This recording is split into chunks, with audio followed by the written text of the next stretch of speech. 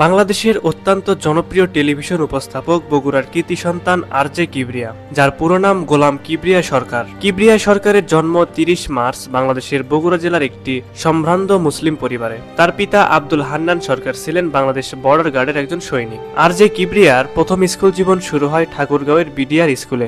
সেখানে ক্লাস 3 পর্যন্ত পড়াশোনা করে চলে আসেন নিজ গ্রামে এবং সেখানে 8ম শ্রেণী পর্যন্ত পড়াশোনা করেন। এরপর তিনি বগুড়া ক্যান্টনমেন্ট বোর্ড স্কুলে ভর্তি হন। বগুড়া ক্যান্টনমেন্ট বোর্ড স্কুল থেকে মানবিক বিভাগে এসএসসি পাশ করেন। তারপর Bogura cantonment public school and college থেকে এইচএসসি পাশ করেন। এসএসসি এবং এইচএসসি দুই পরীক্ষাতেই তিনি স্টার মার্ক অর্জন করেন।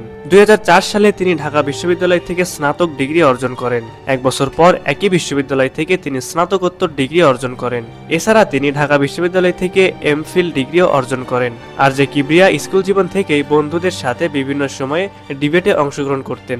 আরজে কিবরিয়া বাংলাদেশের একজন অত্যন্ত জনপ্রিয় আরজে এবং টেলিভিশন উপস্থাপক। তিনি বাংলাদেশের প্রথম বেসরকারি FM radio station radio today FM 89.6 এ রেডিও জকি হিসেবে তার কর্মজীবন শুরু করেন। তিনি বাংলাদেশের সবচেয়ে জনপ্রিয় রেডিও স্টেশন রেডিও FM 89.20 তে 9 বছর প্রোগ্রাম প্রযোজক হিসেবে কাজ করেছেন। বাংলাদেশের বিখ্যাত FM রেডিও অনুষ্ঠান যাহা বলিব সত্য বলিব, জীবন গল্প এবং সিক্রেটস এ সকল অনুষ্ঠান পরিচালনা ও টেলিভিশন উপস্থাপনার মাধ্যমে আরজে কিবরিয়া পরিচিতি লাভ করেন। আরজে কিবরিয়া বিখ্যাত FM প্রোগ্রাম হ্যালো 89.20 2013 এবং 2015 তে ইউনিসেফ অ্যাওয়ার্ড পায় এবং 2014 তে যাহা বলিব সত্য বলিব প্রোগ্রামটি ইউনিসেফ অ্যাওয়ার্ড পায়। এছাড়া আরজে কিবরিয়া নিজস্ব ব্যানারে অর্থাৎ স্টুডিও অফ ক্রিয়েটিভ আর্টস লিমিটেডের ব্যানারে সোশ্যাল মিডিয়াতে আরো 3টি পরিচালনা ও উপস্থাপনা করে থাকেন। তার মধ্যে একটি এই লাইভ অনুষ্ঠানের মাধ্যমে অতিথিরা তার জীবনের গল্প শেয়ার করে থাকে, যে গল্পটা আর 10 জন সাধারণ মানুষের মতো নয়।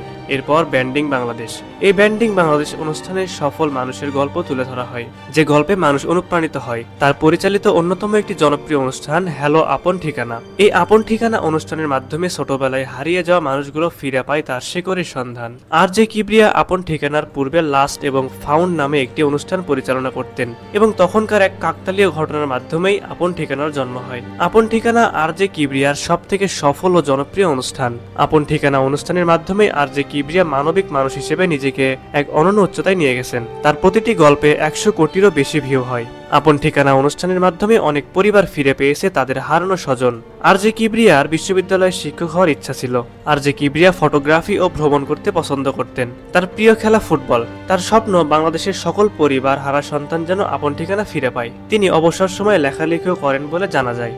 সম্প্রতি একটি লাইভ শোতে আরজে কিবরিয়া তার নিজের আক্ষেপ নিয়ে বলেন, দাড়ি রাখা আর বগুড়া বাড়ি হবার কারণে বিগত 15.5 বছর যা হারিয়েছি আর যা শুনেছি তার হিসাব অনেক লম্বা। বিসিএসে বাদ দেওয়া থেকে শুরু করে ইউনিভার্সিটির শিক্ষক হওয়ার সুযোগ থেকে আমাকে বঞ্চিত করা হয়েছে। আমি কোনোদিন এগুলা নিয়ে কিছুই বলিনি।